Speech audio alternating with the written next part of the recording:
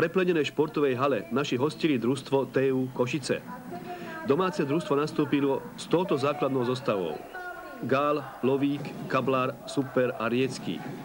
Naši od začiatku dodržali pokyny trénera Jozefa Pavlíka, hrali veľmi dobre v obrane, získavali odrazené lopty od dosky, prechádzali do rýchlych protiútokov.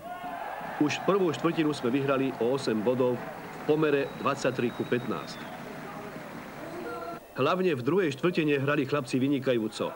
Polčas sme vyhrali v pomere 50:23. V tretej štvrtine naši viedli už o 31 bodov a tak tréner dal možnosť zahrať si aj hráčom z lavičky. V závere zápasu sa do hry vrátila základná päťka a Košičanom sme uštedrili vysokú prehru.